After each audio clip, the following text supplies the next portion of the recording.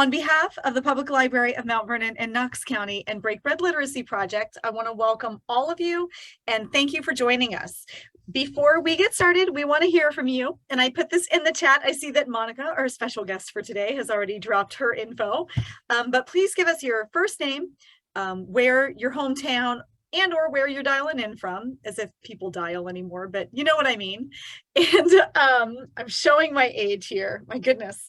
And if you want to, and you're comfortable doing so, please share your pronouns so that we know how to address you and call you what you want to be called. We're going to be writing and learning today with Monica Prince, our visiting writer. And we are also joined by Leah, who is our library intern. And we are very lucky to have her with us. So if you have questions, you can absolutely put them in the chat. And at the end, we'll have a chance for you to talk a little bit. We are in a webinar. So what that means is for participants, your video is off. Your audio is off.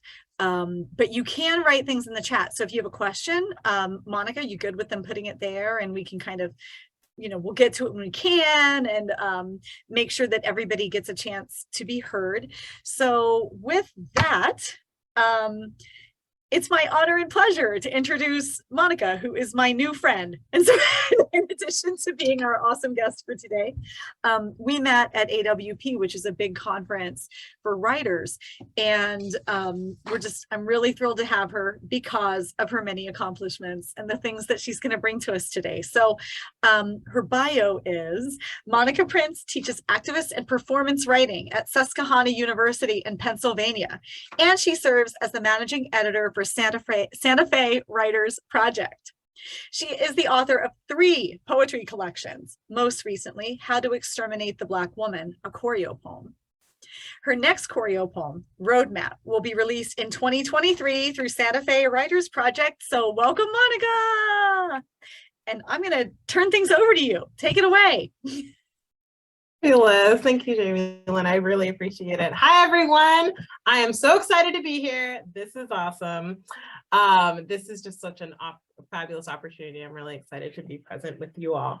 So tonight I was going to talk about the publishing industry. So my talk is officially titled Keeping Us Above Water, Publishing Small and Large Post 2020. We're in 2022. And so this particular talk it's supposed to be a little bit interactive. So if at any point you have a question, just throw it in the Q&A or throw it in the chat and I can answer it as I go.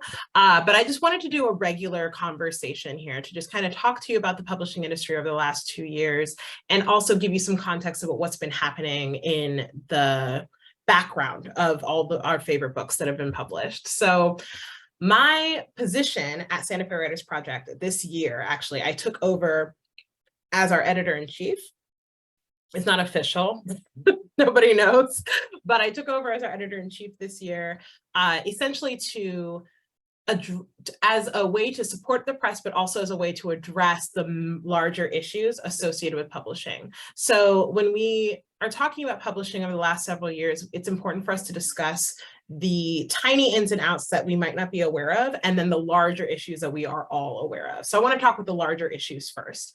So in 2020, we had, I think you all remember, there may have been something called a pandemic that happened.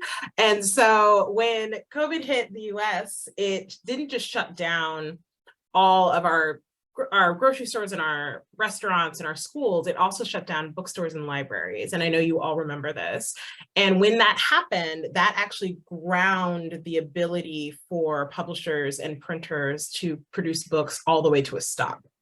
So when bookstores and libraries close, the demand for publishing or new books and so on and so forth went down because people couldn't go to those places to purchase those books. The benefit is that we have these things in the background like Amazon and Bookshop and IndieBound and these other and individual retailers online who were still pushing to make sure that people could order books.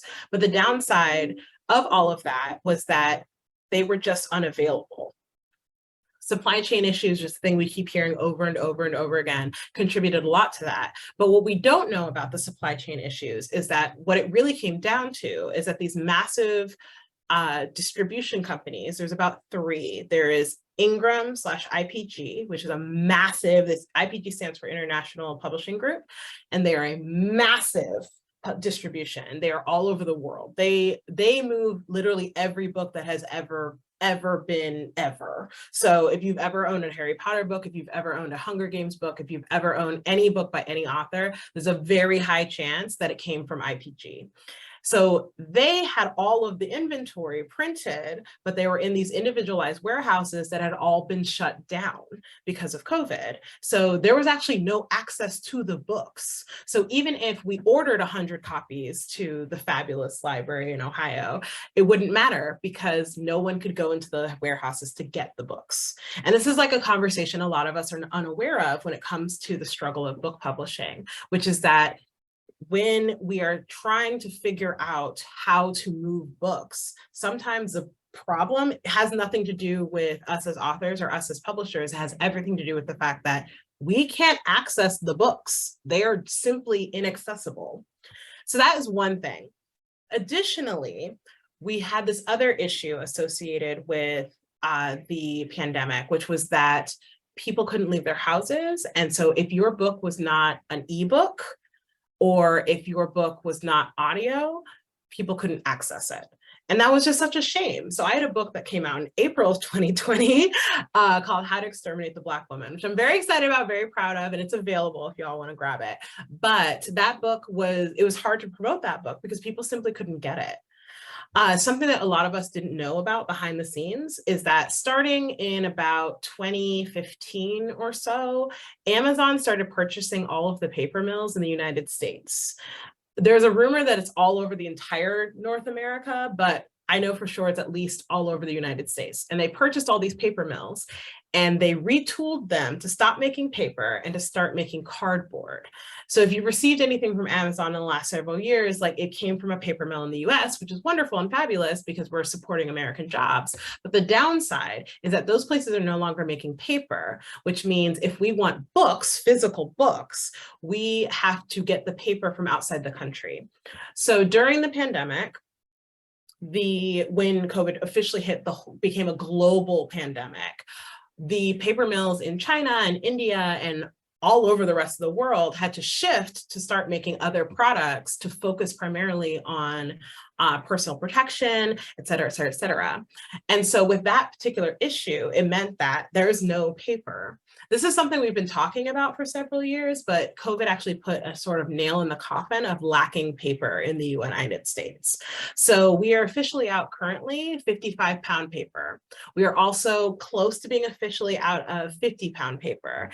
And we are about to run out of 60-pound paper. And if you're someone who has no idea what these things mean, I made my editor explain to me the difference between the pounds of paper. The idea is that simple paper like this, printer paper, is lighter than paper we might receive in a book, right? So this is probably 50 or 55-pound paper. It's a book that we just get. I love this one, by the way. This is People Want to Live by Farah Ali. Everybody buy it. It's fabulous. But that type of paper is basically inaccessible. It does not exist in the United States because all the paper mills outside of the country have been shifted to start focusing on other aspects to make sure that we have enough protection products, that we have enough linens for masks, et cetera, et cetera, et cetera, et cetera. And it's very stressful. It doesn't mean that books are going to disappear. It just means that the way that we have published is shifting. So there's more emphasis on audiobooks. There's more emphasis on ebooks because those books don't require paper. What's important about this particular shortage, though, is that newspaper print, newspaper paper, and magazine paper are next. And we believe that in the next 2 years, if something isn't done about the paper mills in the United States, those types of paper will cease to exist. From a sustainability perspective, this isn't a big deal because it's like, yeah, less paper is good for the environment. However, from the perspective of people who are still in the traditional role of publishing, this is very worrisome and problematic. So these are things that are happening in the background, right? Like we know that books are still available. We're still buying books from bookstores, but these are things that are happening in the background that are really preventing publishers and authors from selling their books. Additionally, we had printers going out of business way before COVID hit. Starting around the early 2000s, printers were starting to go out of business. There are two models of printing when you're creating books. There is print on demand, POD, which is where you are given the files, the virtual files, and then you're able to print them exactly as the book is supposed to look. Early when POD existed, the quality of those books was so terrible. They were fine, but they weren't great. They would fall apart in transit. They were just not good quality books. The other system was a more offset printing where you order, say, 1,000 copies or 2,000 copies or 2 million copies, however many copies you order. And they are carefully put together, and you have to do them in bulk so that you can send basically a massive pallet of books to bookstores, to libraries, to schools, everywhere that books are sold or acquired. That particular process allowed for books to look as beautiful as they do here, right? So over the last several years, print on demand has shifted the way that they operate. There's more technology, there's more access. Sorry, I'm near a street window. There's more technology, more access that allows print on demand to actually print more quality books. And the benefit of that means that even as printers are going out of business around the country for either lack of paper, lack of staff, so on and so forth, it's okay because print on demand is able to replicate the quality of offset printing. So it's like, yay, we still have books and we're super excited about those books, but it's important for us to remember that there are these things happening in the background where folks are not putting money and effort into the things that are necessary to keep the massive publishing circle running. The last thing that was happening in the background that a lot of us are unaware of was warehousing. So when we talk about inventory, so maybe you go on Bookshop, right? And you find out that a book is back ordered. So whenever you hear back ordered, that typically means that there is a book that is, it could be printed, but it's in a warehouse that's inaccessible. So originally IPG, SPD, which is small printing distribution, and small press distribution, small printing, SPD, and the other forms of, what's it called? And the other forms of distribution, there's, that's my train of thought in the middle of my sentence. All these different forms of distribution, they had singular warehouses that held all of their books. And I don't know if anyone is aware that having one place where all of your stuff is that's a little bit of a problem. This is why we have renter's insurance. This is why we have home insurance, because when you have all your stuff in one place and something happens to that one place, then suddenly you have nothing. So IPG actually started diversifying their warehousing because of COVID. It actually forced them to purchase more warehouses. They're all very close to each other. They're all on the East Coast, they're all on the West Coast, right? And they have a couple in the Midwest to just kind of spread across the country. But they started diversifying their warehouses. So if one warehouse closes down for some reason, maybe there is a lack of staff, maybe everyone gets COVID and they have to shut down for a couple of weeks. Maybe they have some like massive issue associated with their printer. Maybe all the books that show up are damaged. Whatever reason it is that the warehouse has to shut down, they make sure that it's okay because other warehouses can pick up the orders and they can still move books and all over the country. But this was not true before 2020. And I don't know why it wasn't true before 2020. It seems like perfect, I don't know, common sense to me, but I'm on the outside. So, you know, don't let me sway your feelings. But it's important for us to recognize that there was this issue of warehousing where books were available, but we could not access them because they were all in one place. But now they're diversified across the country. So if you're at the Tattered Cover in Colorado, if you are at if you're at Politics and Prose in DC, it doesn't matter because you have the ability to still get those books because there's multiple warehouses now, which is a win. We're very grateful for that.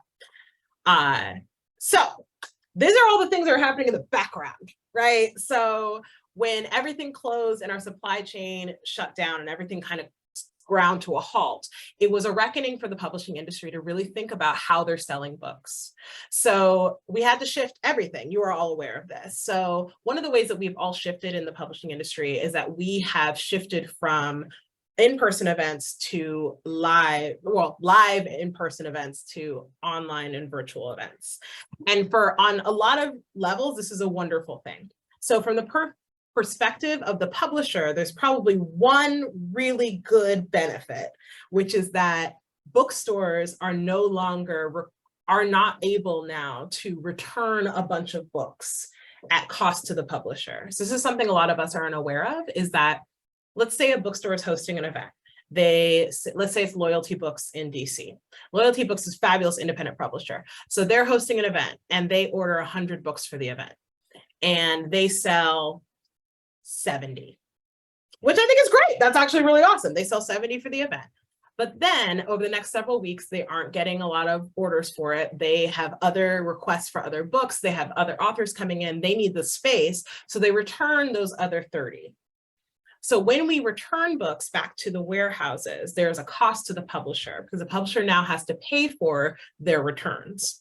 And so when that happens, it means that authors are getting less royalties, publishers are getting less profit, and overall, all of us kind of suffer. Even the bookstores suffer because then as soon as they return those books, someone inevitably comes into the bookstore and asks for the book and they don't have the book, right? This is what happens. It's like Murphy's Law, right? It's how it works. So that's one of the massive benefits of putting events online, is that bookstores don't have that ability to return all of those books. Instead, they have to kind of keep them in-house just in case people order them. And it requires bookstores to be more accountable with their sales receipts. And I have a whole long thing about how bookstores need to pay their bills, but we can talk about that later. But that's the only benefit for publishers. There are lots and lots of drawbacks for publishers. So on our side, the sales are just less robust when we're running virtual events, right? So there's like a guilt kind of experience when you're at a live event. So here's a good example. So last night, Rivka Galchen, who is a spectacular fiction writer, came to Susquehanna University, right? So last night, she's reading from her like 5th book or whatever. She's spectacular. And actually, she didn't read from the book. She read from a story that she got stuck on and then was able to finish. And then she read from a story that she's currently stuck on and literally asked us to help her finish it. It was awesome. It was a spectacular reading. It was so great. So her latest book is called Everyone Knows Your Mother is a Witch. And it's awesome. It's deeply invested in like the Salem witch trials. It has a lot to do with the idea of how rumors turn into gossip, turn into facts, turn into murder, right? And it's spectacular. It's an incredible book. I cannot wait to finish it. So she's talking about that. We have our bookstore available. Students are buying books. But in that case, because we're all present and the author's physically there, and you want to talk to the author because she was so cool upstage, you want to see her in person, you want her to sign your book, there is that sort of push to buy the book. Right? It's available right now. You could have it in your hands. You could take it home. In fact, the author's going to sign it and say something lovely in it. She wrote in my book, looking marvelous, being marvelous. It was great. It was spectacular. I was like, yes, I am marvelous. Tell me again. It was great. But there was a push for that, for me to purchase the book. I was going to buy the book anyway, but there's that obvious push because everyone sees the books available, they see the author, and that immediately makes you want to buy books. When you're online, there's a little bit less of that push because you see the author and the author is great and fabulous. You see the link, but it's like one extra step to click the link, to go through the website, to put in your information and buy the book. And then you have to wait to receive the book. So all of that, it's one extra step. And it's something that we as humans and Americans very specifically, if it's not super easy, we're not going to do it. And it doesn't mean we will never do it, right? The more disciplined people who just love books will just absolutely go through the pre-order stage. They'll buy the books immediately. But other folks who are just kind of like, that just feels like one extra step. It's that executive dysfunction, like you want to do the thing, but you're like, that just feels like a lot of work. And then you won't do it. And it's fine. And it's perfectly understandable. But from a publisher's perspective, that is detrimental. That just feels like we're not making it easy for folks to purchase the book, and therefore it's not in our best interest to participate in these events. However, from an author perspective, virtual events are awesome. They are so awesome. Then you all probably know this, they're super accessible, right? You have access to them all over the country, any given night. Any night of the week, you can look online for any publisher, libraries, organizations, and they're running virtual events. It's fabulous, right? It's Wednesday and we're here. Isn't that fantastic, right? Tomorrow night, there's another event going that I'm going to. Last week, I did an in-person event that was also recorded live. It's spectacular, right? And that access gives access across the country, across the world, which is wonderful because we are a global society. We are a society that requires more than just our personal circles. So in that sense, it's more inclusive and there's more access. And that is a wonderful thing. It also allows my mother to attend my readings because she lives in Colorado and I live on the East Coast. And so it's wonderful because she actually gets to see me perform, which she was never able to do before because they're all in person, always in some other state away from her. And in this case, she actually got to see it live. And so wonderful experiences like that, right?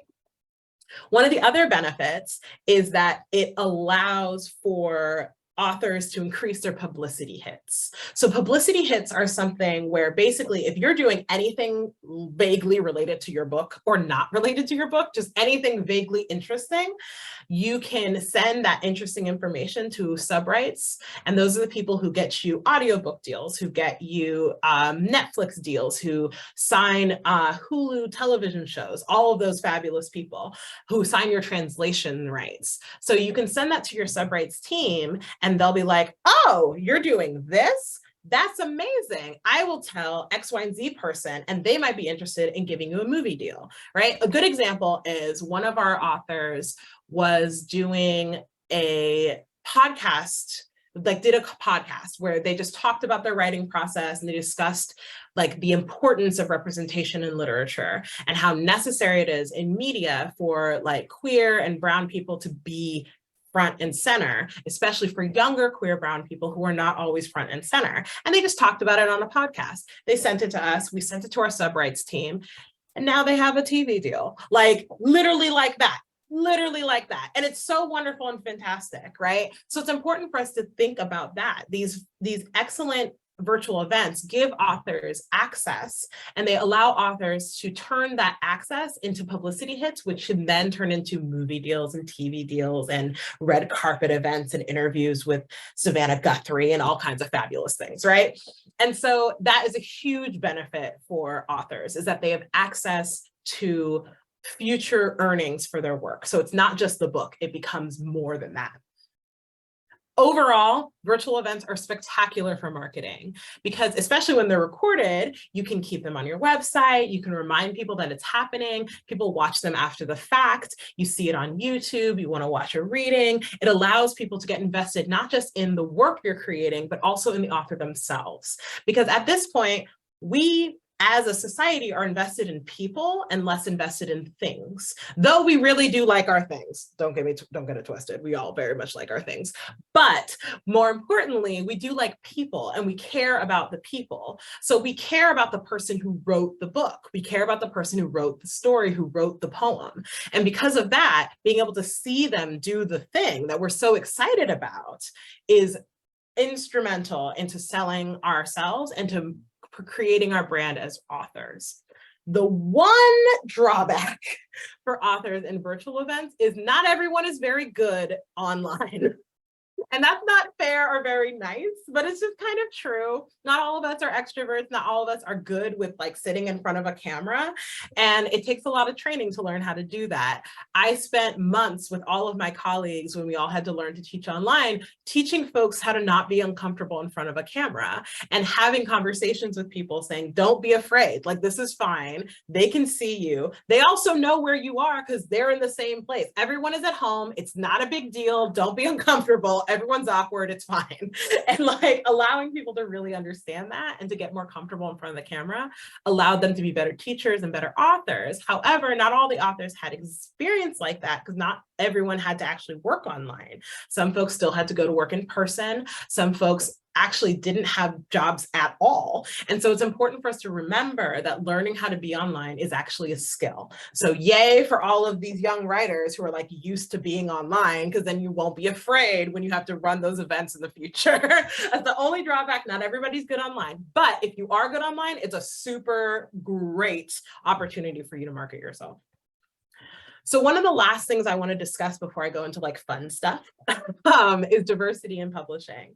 So we all remember in June of 2020, well, in May of 2020, when George Floyd was murdered, and how that sparked worldwide protests against police violence, specifically in favor of Black Lives Matter. So when that occurred, all of us, pretty sure all of us, received at least 1 or 19 emails from various sources saying we stand with the Black community. I got it from Target, Uber, Lyft, the people who give me my vitamins, the people who send me my SodaStream packets, like everybody sent me these like solidarity statements. And in one case, that's very nice because like, yes, I want to hear that. I want to make sure that the companies I'm supporting are supportive of Black Lives Matter, that they're supportive of queer rights, that they're supportive of reproductive justice, et cetera, et cetera, et cetera. But on the other hand, it created this sort of frustration within communities of color, where it's like, you're saying this because you want to make sure we don't boycott your businesses. You don't actually have proof to back it up. Like you have an all-white board, or you don't support, or you don't stock businesses that are, or you don't stock products that are created by Black creators, so on and so forth. So there's been sort of this has been rumbling in the publishing community for decades, which is that there's an assumption that as we become more inclusive as a society, that we're cutting people out who have always been there. Specifically, this becomes a complaint from older white men who've been publishing for generations. James Patterson complained about this recently on Twitter, which didn't make any sense because he published 6 books last year. So I don't know why he thinks that there's no room for him. There's plenty of room for him. He doesn't even write his own books, so it's fine. Like there's all so much room for him. We'll talk about ghostwriting later. Anyway, so the idea is that it's important for us to think through diversity and inclusivity when it comes to publishing. So one of the ways that we've started that is the VITA count. So VITA is an organization, oh, of course, we love the VITA. VITA is an organization that focuses on counting the bylines by women and non-binary people. So they come after massive publications like the New York Times, the Atlantic, the Washington Post, et cetera, et cetera. But they also go after smaller organizations, or rather less newspaper-like organizations. They go after Penguin Random House, they go after HarperCollins, et cetera, et cetera. These massive big 5, 4, however many 5s that there are, massive publishers, to make sure that they're actually publishing women and femmes and non-binary people. And what we're learning is that almost always their counts are abysmal. They are not publishing many women, they're not publishing many non-binary people, they're also not publishing many femmes in general. And we compare that to small presses who are publishing women, femmes, and non-binary people in droves, right? Like this is like what they do. I think something like 74% of the SFWP catalog is women. And honestly, that's not even intentional. That's just what we do, because it's important for us to publish the voices of people who do not look like our editor. Our fabulous editor, founding editor, Andrew Gifford, is a wonderful human being. He's spectacular. He's very good at his job. He's been in publishing for 30-something years. However, what's one thing he made very sure when he started our press in 1998 was to make sure that he was publishing women, because he knew as a man, he was going to be biased. He was very aware of that. He knew like, I'm going to be biased because I'm a man and I want to read man, whatever stories. I don't know what that means, but man stories. And so he made an effort to make sure he was publishing more women than men every single year. And now we're at a point where we're making sure that we're publishing more people of color, we're publishing more queer people, we're publishing more trans folks, we're publishing veterans, we're publishing women, so on and so forth. Making sure that we're publishing people who are outside of our identities and who are like just as valid and fabulous and making just as very cool work as the dominant culture. And when KMA Sullivan, who runs Yes Yes Books, has this quote of saying, oh, they're so spectacular. They have this quote saying, when it comes to publishing, lazy and racist are the same thing, so you have to do the work. So you can say in one sense, we're just not getting submissions, But then the next response is, okay, well, what are you doing to make sure that people want to submit to your press? What are you doing to make sure that people want to submit to your journal? Because if you just say no one of color ever submits to us, then there's probably a reason why. Is it because it's cost prohibitive? Is it because no one knows about you? Is because the last 18 issues you've published are all white people? Like, there might be a reason why. So you have to actually do the work. You can't just say, it's just a thing that happens and not do the work of it. This is the same thing that's happening in higher education. It's happening all across corporate America, where we're thinking about, well, I don't understand why we don't have many Black women CEOs. And the next question is, well, who's running your search committees? Who are running the corporations that do the searches? Are they only looking for these types of people? And these are the questions we have to ask ourselves. So the Vita Count is a wonderful organization. Everybody follow them. They're spectacular. Additionally, there have been organizations like this for decades, but there's more attention based around these organizations that are dedicated and devoted to BIPOC, to LGBTQ plus folks. I'm thinking about Lambda Literary, which they just announced their new executive director, who's Samia Bashir, who is spectacular. Everyone go read her thing about how she's spectacular. She's amazing. She's so amazing. We also have things like Vona Voices, which is explicitly for prose writers of color. We have Kundaman, which focuses on Asian writers. We have Kaveh Khanum, which focuses on Black poets. We have these spectacular organizations that are devoted to specific organizations and specific identities to give them access to wonderful things, whether that's publication, prizes, awards, things of that nature, because that's what's important. Because sometimes you have to build your own table rather than waiting for someone to give you a seat. Additionally, across all the publishing industry, there's been a call from writers and publishers alike for more racial and gender diversity. So at SFWP, one of the ways that we are doing the work for that is we are actively soliciting writers of color, we're actively soliciting queer writers. And because in spaces where we just ran a very long contest, we had something like 1,100 or 1,500 entries. It was ridiculous. I read a lot of books. I'm very tired. But we just ran that contest. And even though we have this prestigious Black judge, Disha Filia, everybody read The Secret Lives of Church Ladies. She's amazing. Even though she was our fabulous, prestigious judge, we did still struggle with recruiting submissions from writers of color and from queer writers. We just got a lot of queer writers, actually. We have more struggled with recruiting submissions from writers of color. And so in that sense, it means that we need to go out of our way to solicit writers of color, whether that means creating fee waivers, whether that means attending these events with these specific organizations and asking them, being like, hey, we want to publish your people, come and let's talk. Whatever it means, we have to do the work. And that's what we've done at SFWP. Our two acquisitions editors, me and Adam Al-Sargani, are both writers of color. So our work is explicitly about finding writers of color and being like, hey, hi, hello, we really want you to submit your work to us. Let's see if we can't make you famous. And that is something that's really elevated the press. It's made us work harder, and it's also made us work better, so that we're not just publishing the same types of stories. We're publishing stories from people who we're interested in, whose lives are different from ours, and who are writing interesting and fabulous things outside of what we consider the canon. Ultimately, the goal of publishing is to sell books. So even if we're still calling for diversity in publishing, we have to remember that regardless of skin color, regardless of gender identity, if an author doesn't want to sell their book, they won't sell the book. So we have to remind ourselves that as we're looking for these types of authors, we still have to find authors who care about the writing and who want people to read it. So it's all about self-promotion. It's all about marketing. Even when you have a massive social media team behind you, like I do, you still have to make sure that you are selling the book, because the work that we're doing is mostly about investing in people and then the product. We love the book, of course, but do we love the author? And that's a question we always ask ourselves. We're seeing this with the sort of blowback with J.K. Rowling, which is that people really love the book, but what about the author, right? So we need to think about ourselves as brands. So that is my big, massive thing about publishing.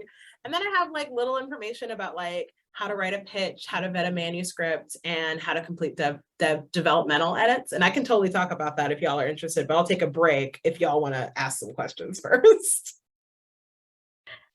Oh, and folks, I think I got the chat working. So like, I know that I had you blocked and I'm so sorry. So if you want to post, when you post, you know, like if you've got a question for Monica, just put your name and let us know your pronouns. And if you want, where you're from, so we feel like even more close to you. And you can throw those in the Q&A or in the chat. Either one should be wide open now. Awesome. Just wanted to take some water. I was talking a lot for this is so much, it's really great information. I was saying in the chat that a lot of this, like I know there's a paper shortage, but I didn't know like all of the mechanics behind it. And I've heard a lot of stuff and some of it was pretty wild. And you know, we're in wild times. I mean, we've got COVID, we have rabies bats where I live. There's apparently like it's like a zombie show. And so, so you know, we're just waiting for the next thing. I'm like, paper shortage, we got this. Like, y'all remember the murder hornets? There were more murder hornets for a minute. Like, it's yeah, there were murder hornets. So we've really had like quite the run here. So you know, I mean, it's not like a first world problem, but it's a problem, right? But like, it's a problem. It is a problem. Well, let's see here. Do we have any? Everybody is being very shy and bashful. So that's okay. I am wondering I have more to say. Draw them out by, you can either talk more or you can have us write something. However, what would you like to do? This is your show. I'm gonna talk real briefly and then I might make y'all write something. Yeah, let's do that. Okay, amazing. So one of the things I did want to talk about is how to write a pitch for your book. So I know that I'm dealing with like high school students and like middle school students and that, but like whatever, it doesn't matter. Because if you were like me, you probably started writing a book when you were like 8 years old and you're probably still working on it. I have this ridiculous novel about this this Black girl named Jamie Lynn Warren, which I think is funny because she spells her name exactly like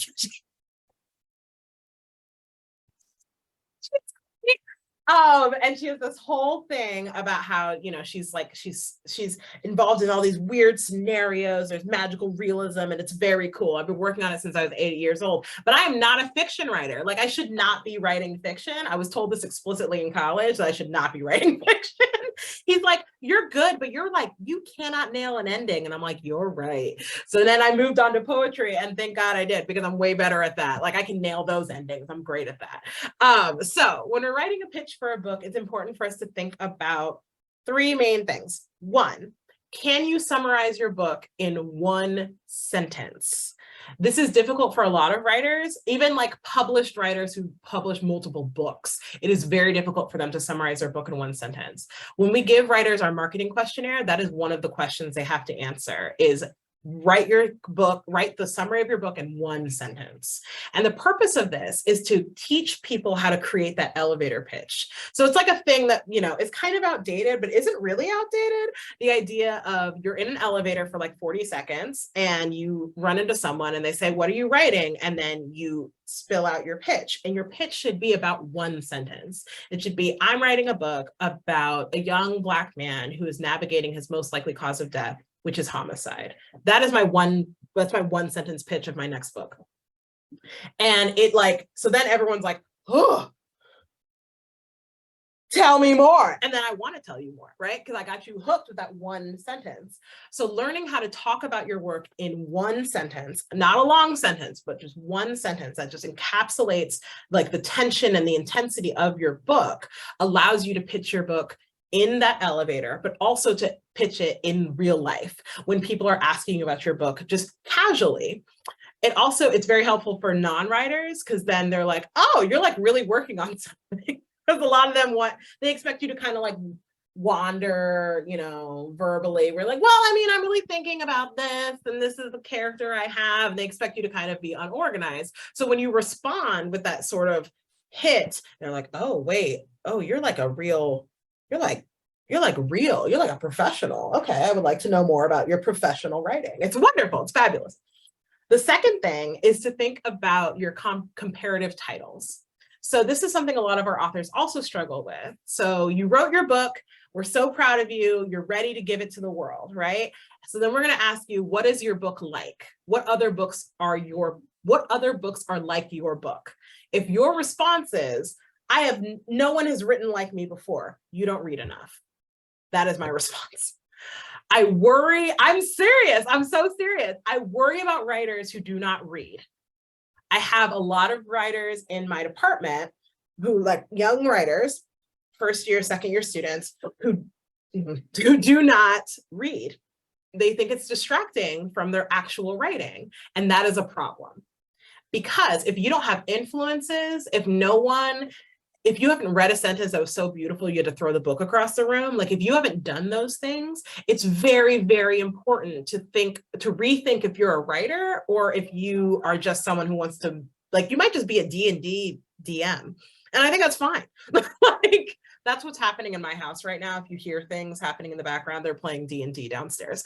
So it's like, and that's a different type of writing, and it's a valid type of writing, but it means you might not be ready to write a novel. Because if you don't read, then it seems like you are not totally invested in being a literary citizen.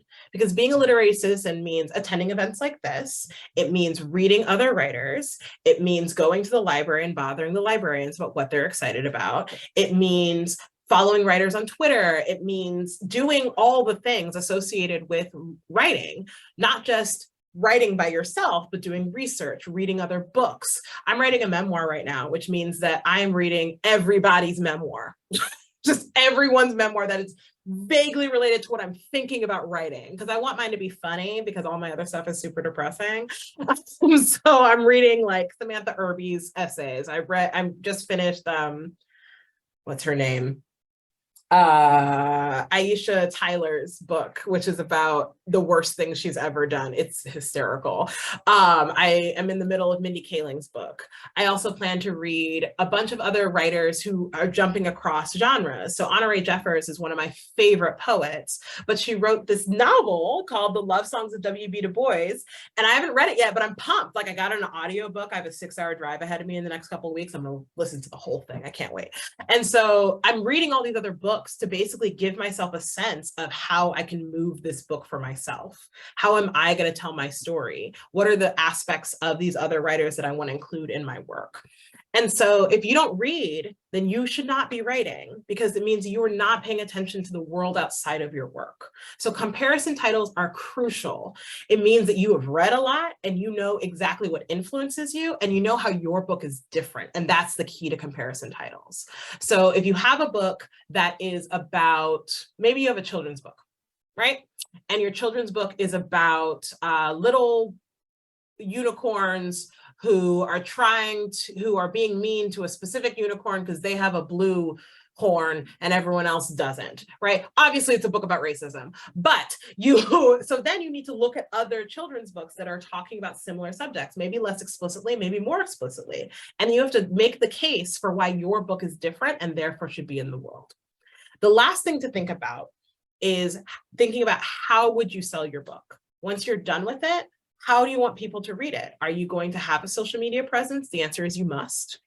Are you going to do bookstore readings, library events? Are you going to do online events? Are you going to have a website?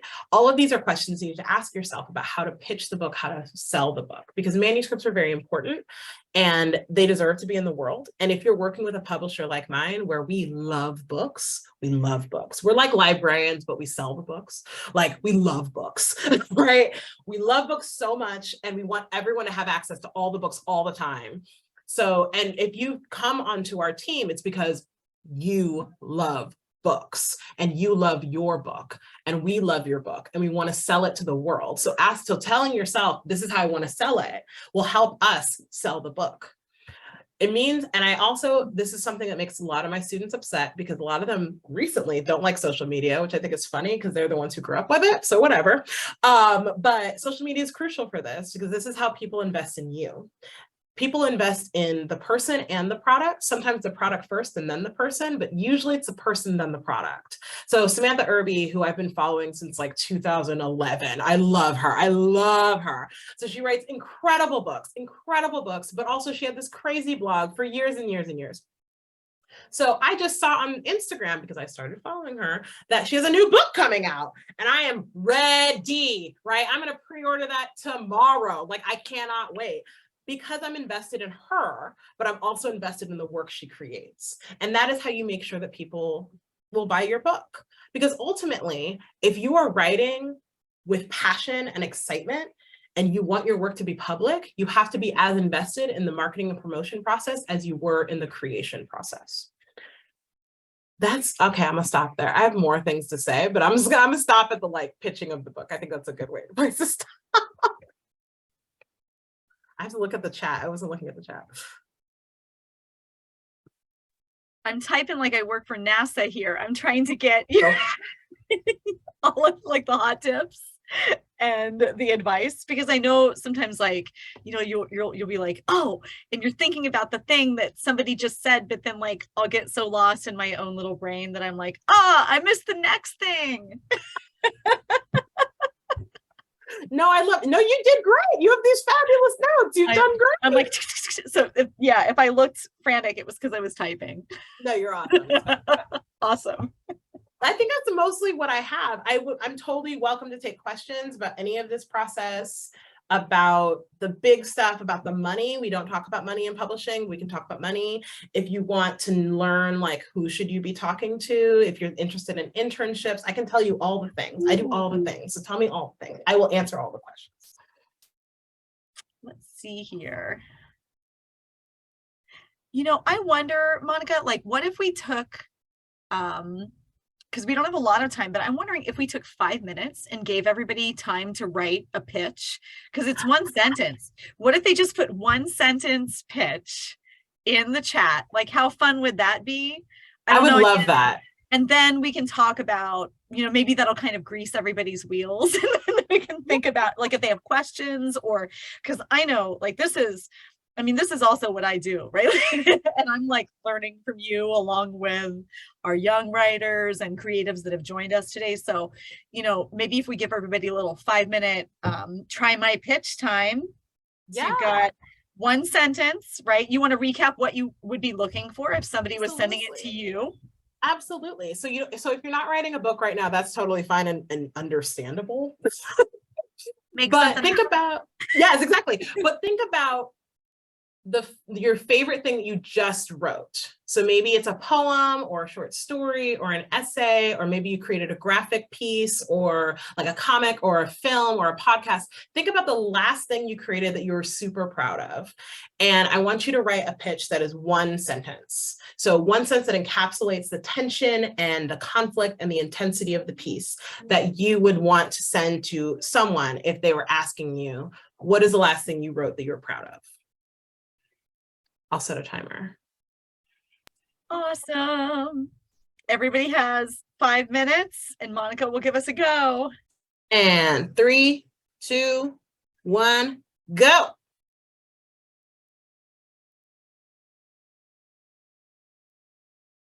All right, everyone, your 5 minutes is up. Stephanie, that's wild. Wait, we've got one? Yes. An eldest daughter struggles to hold the family together as her religious parents invalidate the identity of her younger sister. That is good. That's a great I would read the whole book, let alone the story or whatever that is. That's incredible. Yes. Yes. Well done, Stephanie. Incredible. As a young selected time traveler awakes in medieval England, they struggle to remember who they are as they are met with an alternate time period that shouldn't exist. What? That's crazy, Anna. That is so cool. I would read that too. That's awesome. Okay. Kate's got one. Bonnie visits her estranged family for the first time in over a decade, only to discover that they have already held her funeral. Y'all are writing wild stuff. This is so cool. These books. I don't even care if they're short stories. I would buy these books. These are good. This is amazing. Well done. Ah! You know, I mean, this is amazing, Monica, because I'm looking at the things that folks are posting and like, we have 3 books to read already. I mean, we do. Yeah. We just did. NaNoWriMo is coming up, and like pretty much everybody in the whole world, librarian wise, is doing this. There are writing groups online that are doing this. I think BreakBread is going to do something, and like the library where I work is going to do something. And this is that gray area where I'm kind of wearing two hats. So one way or another, you know, somebody doing something with NaNoWriMo. If you've got an idea and you were just too shy, or you're not ready to share it yet because there's a time to write and a time to show it to people, then like, absolutely, you know, do your NaNoWriMo. And then in a month, you may have an even better idea of where it is you're going, because the pitch doesn't write itself and neither does the book. So I'm so proud of the folks that put it out there today and are like trying it, you know, and just, so huge shout out. Yeah, these are some incredible stories. I am excited. I hope that in the near future, I get to read these stories or read these books. So if you would like to, you know, send me ideas, or you just want to talk more about it, feel free. I'm available. I think Jamie Lynn has all of my information. So just, you know, send a message. I would love to talk more about all of this. Y'all are so fabulous. This was great. Oh, I had so much fun. And I'm going to try to say this fast before the next library closing soon announcement comes on. So I apologize if any of you got beeped at. It happens. So, Monica, you are the absolute actual best. And I know I tell you that every single time I see you, and I'm just glad I got to see you again. And I don't have to wait a whole year till the next AWP. So like, this is fantastic. I'm really grateful that you could lead today's talk, and I'm going to have Leah drop your contact info into the chat so that everybody can see it, and copy and paste this. We recorded the session, so if you know someone who missed it or you want to share it, it'll be posted really soon, and I'll send an email with the link to everyone. But definitely follow Monica, because like wherever she's going, just lead me. That's all I have to say. Like, you'll be so happy wherever we wind up. It'll be fun. So, you know, and like, honestly, this has been so much fun and so enlightening. So I just really appreciate you. Give it up for Monica. We say thank you. It's hard to clap on Zoom. I don't mind. Also, yeah, we're clapping in our hearts. But we have another creative classroom coming up on Wednesday, September 28th, with poet Jeanette Barragan Miranda. It's going to be amazing. She's going to talk about using research in poetry. And P.S., Monica, adults can attend. We just let the kids talk. Like, they're just, you have to, you know, so you can lurk if you want to find out some really cool stuff from this astonishingly talented Chicanx poet. So in closing, thanks to everybody for being here tonight from the Public Library of Mount Vernon and Knox County and BreakBread Literacy Project. We're really proud of this partnership and excited that you could be here with us. We hope you'll come back again. So check out our cool YouTube channel and check out BreakBread's website. And everybody, go have a wonderful Tuesday night. Thanks for joining us.